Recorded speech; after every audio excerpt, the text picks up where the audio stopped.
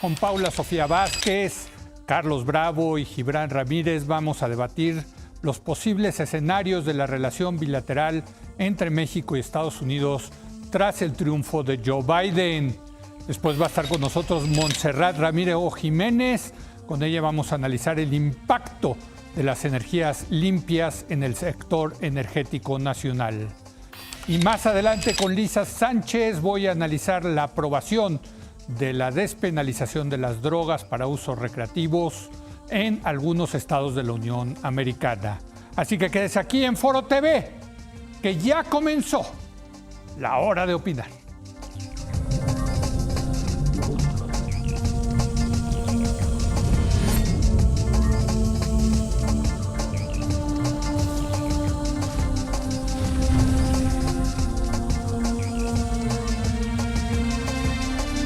Muy buenas noches. Después del triunfo de Joe Biden en las elecciones estadounidenses, ¿cómo será la relación con México? Se prevé que el demócrata haga diversos cambios en sectores como en el energético, en comercio, también en cuanto a los aranceles, la migración, en el sector automotriz, entre otros. Para debatir este tema le doy la bienvenida a Paula Sofía Vázquez. Paula, muy buenas noches. Buenas noches, Leo. Buenas noches a todos. Carlos Bravo, regidor. Carlos, ¿cómo estás? Muy buenas noches. Hola, Leo, ¿qué tal? Muy buenas noches. Ya tenemos de regreso, después de su aventura electoral, a Gibran Ramírez. Gibran, ¿cómo estás? Muy buenas noches. Muy contento de estar contigo y con la audiencia, camarada Zuckerman. Gracias, camarada Ramírez, y déjame empezar contigo. Bueno, no sé tú, pero el presidente el presidente López Obrador todavía no está convencido que ganó Joe Biden. ¿Tú sí estás convencido que ganó Joe Biden? Bueno, yo no sé el presidente a nivel personal. Lo que sí creo es que se ha esperado, en congruencia con su historia política personal, a que hayan resultados oficiales para hacer su felicitación. Yo creo que es ya muy claro que ganó Biden y que podemos empezar a hacer análisis político al respecto, pero los tiempos de la diplomacia son otros. Bueno, muy bien. Entonces ya asumamos que efectivamente ganó Joe Biden. ¿Cómo ves la relación con México? Yo soy de los que piensa que qué bueno que se va Trump por muchas razones, y yo soy de los que piensa que a México le puede ir mejor con Joe Biden que con un segundo periodo de Trump. No sé qué piensan ustedes. Gibran, comencemos contigo. Sí, yo creo que va a haber muchos cambios y que los cambios serán para México en general, para bien, por las cosas que fue diciendo Biden durante la campaña. Primero, habrá cambios, y creo que serán los más importantes, de orden simbólico en lo que tiene que ver con México y con los mexicanos. Ya en la campaña fuimos testigos de estos cambios. Biden hizo por desestigmatizar a la población mexicana y a los latinoamericanos en general, y creo que eso no es una cosa menor, porque lo que es violencia verbal termina teniendo implicaciones sociales muy importantes que han acendrado las muestras de violencia racista a lo largo de todo Estados Unidos.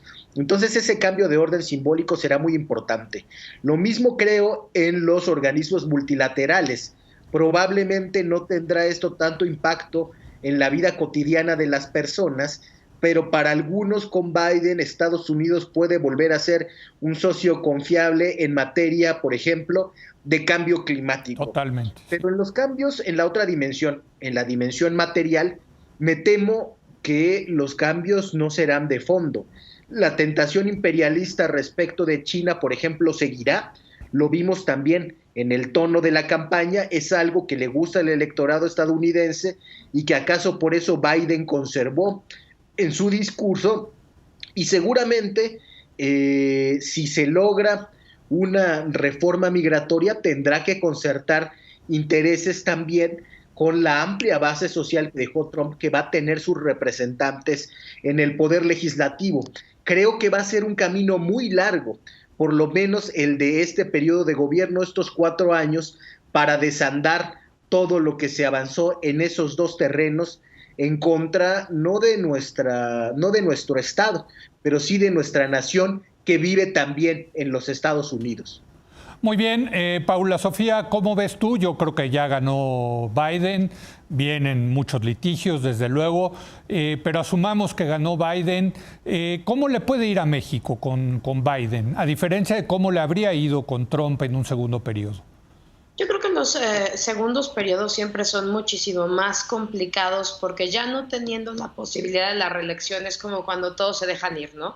Es el segundo periodo donde sí de verdad puedes dar verdaderos golpes maestros, sabiendo que pues ya te vas, ¿no? Entonces creo que ahí respiramos, sobre todo creo que Biden nos regresa a una cosa que habíamos extrañado con Trump, ¿no? Que es esta política por causa institucional. O sea, regresa Biden y regresa la política institucional de los tratados internacionales, de las firmas, del respeto a los acuerdos que se hayan generado. Ahí yo creo que respiramos mucho en el terreno de la incertidumbre, ¿no? Todos estos 4 años nos levantamos todo el tiempo pensando, híjole, si hoy nos toca a nosotros.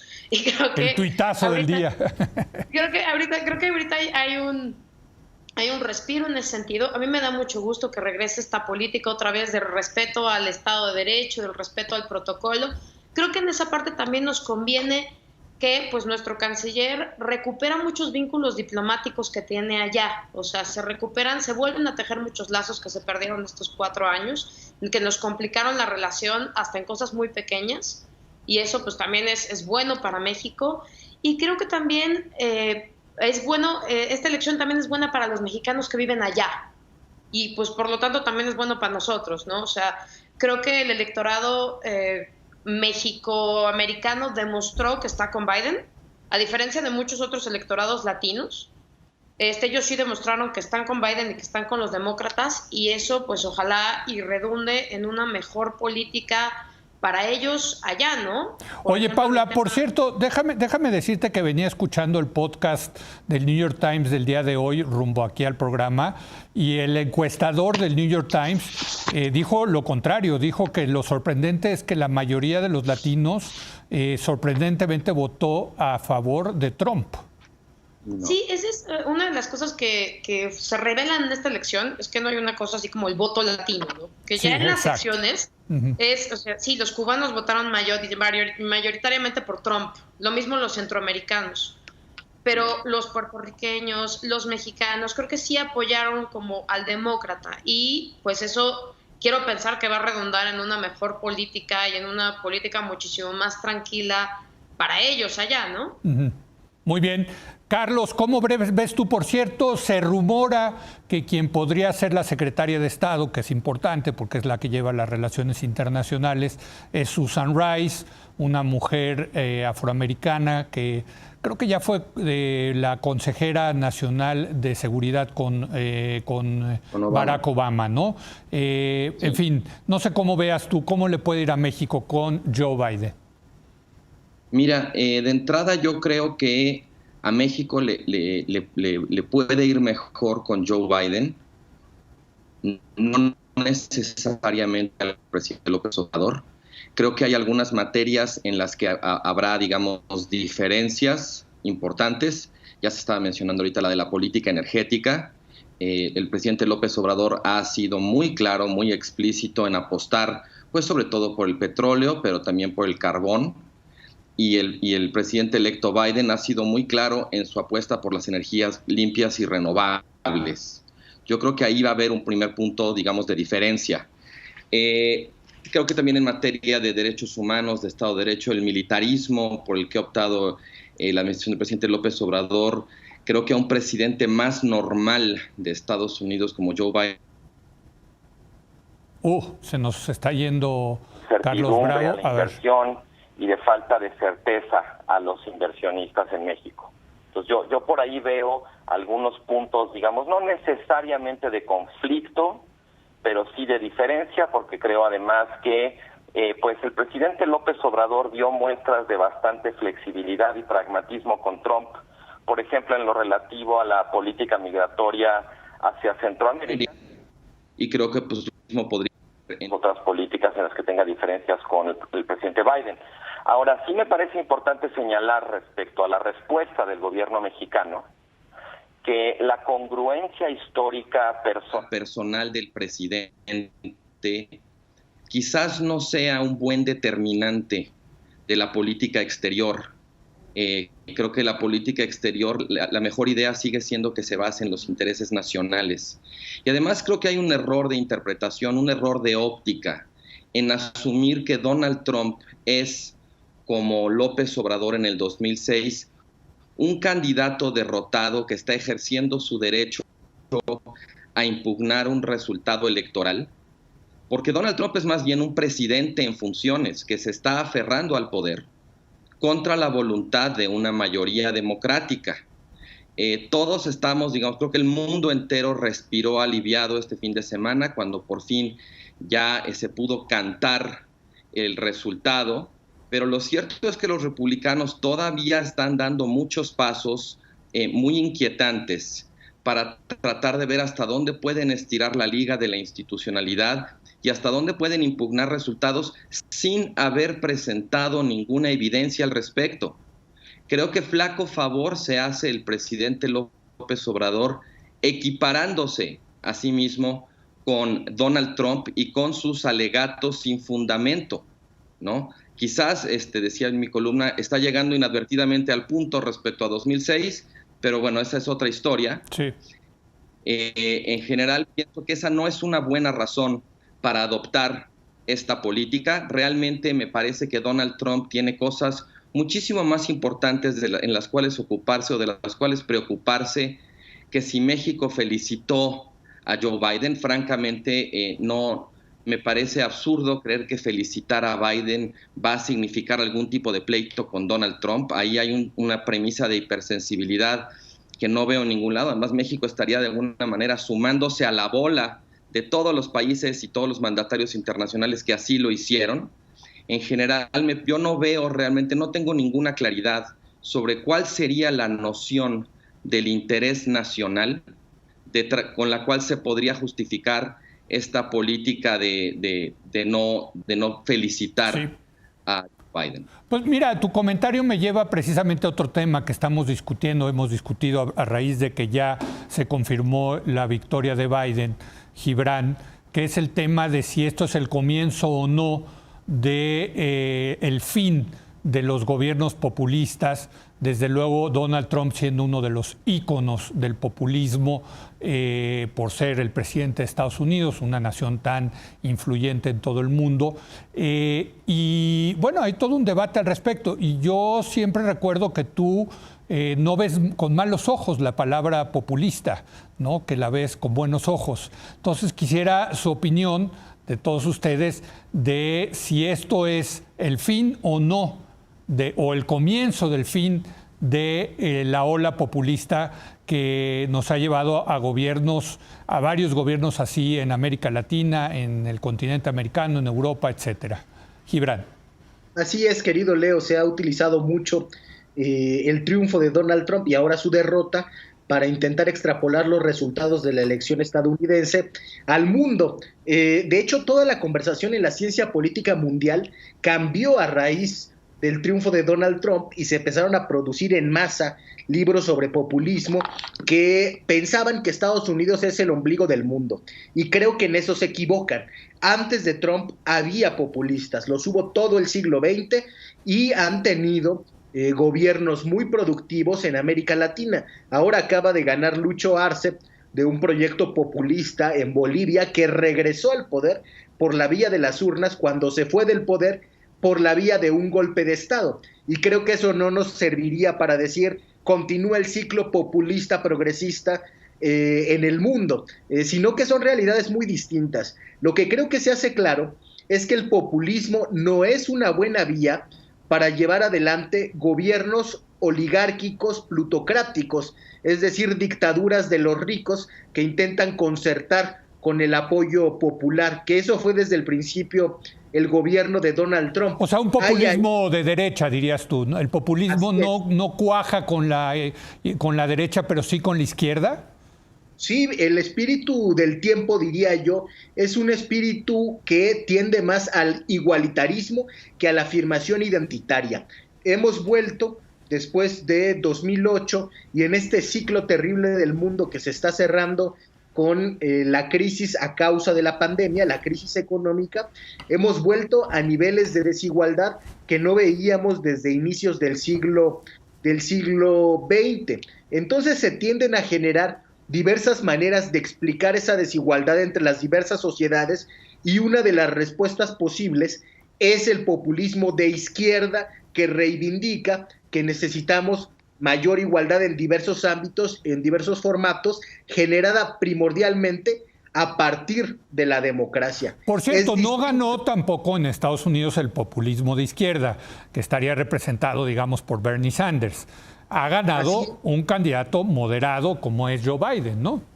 Ganó en Estados Unidos la oligarquía de siempre, con buenos modales. Es decir, van a seguir trabajando para los ricos. Obama trabajó para los ricos. La administración de la crisis de 2008 acabó generando más grandes ricos con mayores fortunas y incrementando de manera desproporcionada el número de pobres, pero con mejores... Pero en tu argumento, Gibran, hay la idea de que no importa quién gobierne en Estados Unidos, porque al final es el gobierno de los ricos. Es un poco el argumento marxista de que el gobierno está al servicio de la clase capitalista, de los capitalistas.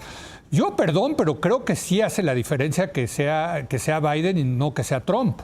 Y de diversos, bueno, hay una diferencia, claro. De qué facción de los capitalistas es el gobierno que va a estar. Por ejemplo, Obama le puso algún freno a los financieros, que después Trump revirtió con algunas reformas que fueron importantes. Eso es un dato. Es decir, no digo que sea igual que gobierne alguien que viene de la administración de Obama, que Trump. Hace diferencias.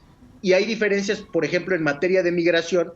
Si avanzan con lo de los Dreamers, hay una diferencia para cierto tipo de migrantes, pero para los migrantes pobres seguramente que tampoco es una gran noticia que alguien que viene de la administración del deportador en jefe tome las riendas del país. Hay diferencias, pero seguramente que no son tan profundas. Y tienes razón, Estados Unidos ha tenido siempre un gobierno oligárquico, por eso es el país emblema del capitalismo, y el siglo XX estuvo ocupado por su hegemonía.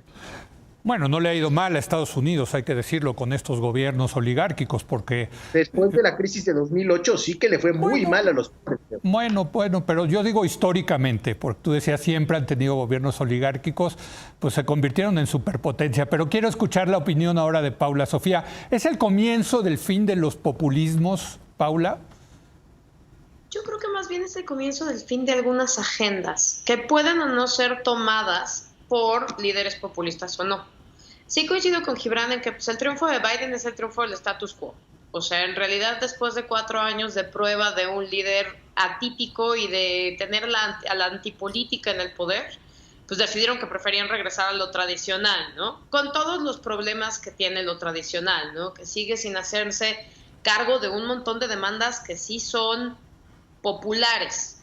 Y creo que ahí es donde veremos si un líder populista puede capitalizar todas estas demandas de las que no se hace cargo Biden y de que solo tocó tangencialmente y por un tema coyuntural en la campaña, o si se quedan fuera, y ahí veremos pues en qué termina esa representación, ¿no? Creo que más bien lo que estamos viendo es el principio del fin de la representación como la concebimos ahorita y de los líderes como los concebimos ahorita. Creo que lo que pasó con el triunfo de Trump y lo que ha pasado con el triunfo de otros líderes populistas en otros lugares es pues ya estamos hartos de esto y vamos a probar, y ya de aquí no queremos para el otro lado. ¿Incluirías ahí a López Obrador? Pues no ha acabado todavía el gobierno, ¿no? No podemos decir pero en esa ola, digamos, de políticos antisistémicos de alguna manera.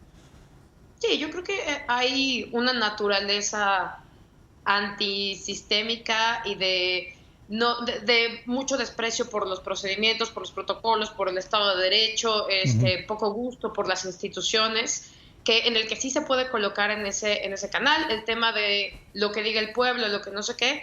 Ahora, creo que más que un líder populista tiene que haber un líder que creo que ese es como no el final del populismo, pero sí el nuevo cariz que tiene que tomar para que pueda resultar electoralmente atractivo, es retomar todas estas demandas que tampoco están tomando los líderes populistas tradicionales, ¿no? El pueblo en general es muy conservador, ¿no?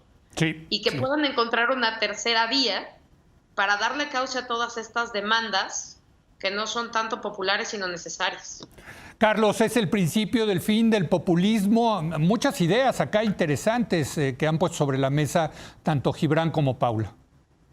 Sí, yo creo que la derrota de Donald Trump efectivamente es halagüeña, pero me parecería un poco prematuro ya interpretarla como el principio del fin. Yo creo que Donald Trump, digo, para restringirme solamente al caso de Estados Unidos, Donald Trump fue más un catalizador que una causa. Y en ese sentido, una cosa es que pierda Trump, pero otra cosa es que el trumpismo esté muerto. Yo creo que el trumpismo no está muerto, porque las condiciones estructurales que posibilitaron el surgimiento de un liderazgo como el de Donald Trump o el de un gobierno como el que tuvo, pues en mayor o menor medida siguen ahí. En el caso estadounidense, además, hay una muy amplia literatura sobre las dos grandes causas detrás del ascenso del trumpismo. Creciente desigualdad y por el otro también una serie de ansiedades culturales y raciales, en algunos casos vinculada con la migración, con la integración de las mujeres en los mercados laborales, con los movimientos de defensa de los derechos civiles y de protesta contra la injusticia racial y contra la brutalidad policíaca, ¿no? Estados Unidos, en ese sentido, es un país, digamos, cuyas condiciones pues se parecen a las de otros países que también han tenido este tipo de experiencias, ¿no? Y no es un país en el que da igual quién gana. Creo que es evidente que hay diferencias, que hay conflicto, que a lo largo de la historia la ha habido. De hecho, los gobiernos de Estados Unidos no siempre han sido oligárquicos, que uno de los presidentes a los que explícitamente ha dicho López Obrador que más admira, pues es el presidente Roosevelt, ¿no? Precisamente, digamos, el modelo del New Deal, del estado de bienestar sí. a la estadounidense, ¿no? El presidente López Obrador ha dicho que ese es uno, digamos, de sus inspiraciones, de sus modelos, de sus héroes.